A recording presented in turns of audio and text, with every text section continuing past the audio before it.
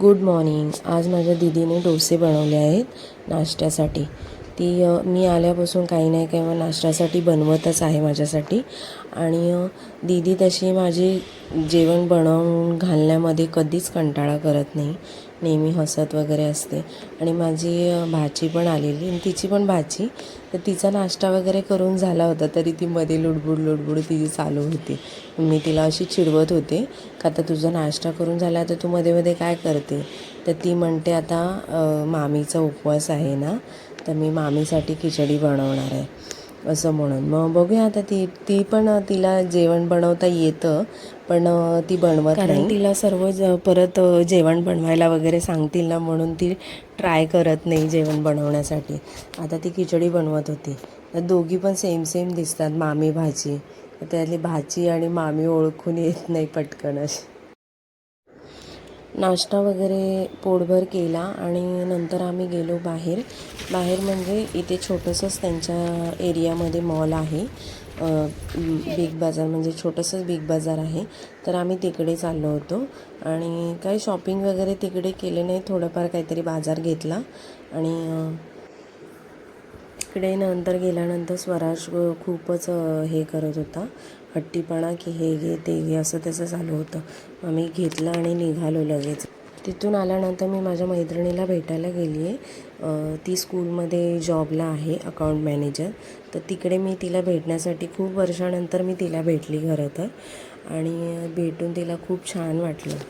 तिची ओळख करून देत होती मी. आणि तिला माहिती नव्हतं का मी हे ब्लॉग बनवते वगैरे. ज्यूस मागवला आहे. तिच्या खरं तर स्कूलमध्ये तसं अलाव नाही आहे, पण ती ना मेन आहे तिकडची.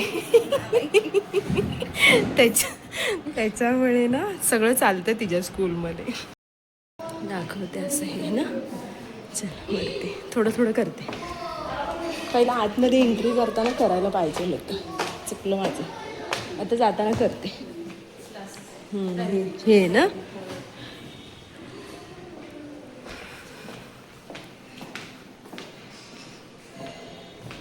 इकडे पण आहे का? इथे कोण आहे? हां ना. हां. अच्छा. तिला भेटले आणि निघाले, कारण तिला पण बरीच कामं होती. त्याच्यामुळे घरी आल्यानंतर दीदीने मस्त असा मँगो शिरा बनवण्याचा प्लॅन केला होता. मग मी तिला थोडी हेल्प केली. दूध थोडंसं घेतलं आहे, मँगो कट करून घेतलं आहे, त्याचं ते मिक्सरला हे करणार आहे, ती बारीक करून घेणार आहे. आणि थोडंसं तूप आणि वेलदोडे. तिच्याकडे ड्रायफ्रूट नाही आहेत त्याच्यामुळे तिला मी बोलत होते का तुझं पण रेसिपीचं चॅनल ओपन कर, ती पण छान रेसिपीज बनवते. तर बघूया आता काय करते.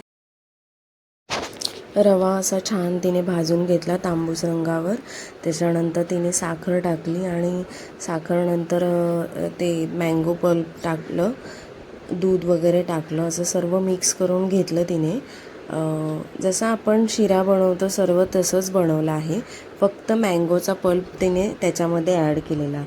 आणि खरंच खूप छान झाला होता शिरा. तसंही ती सर्व जेवण छान बनवते. हे बघा रेडी झाला मस्त. छान असा डेकोरेट करून दिला आहे तिने. इकडे आल्यानंतर आत्याच्या घरी गेली नव्हती, मग तिच्या घरी गेली मी वगैरे असं.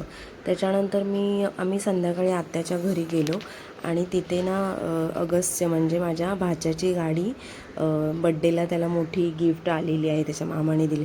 तर स्वराज नुसतं त्या गाडीबरोबरच खेळत होता.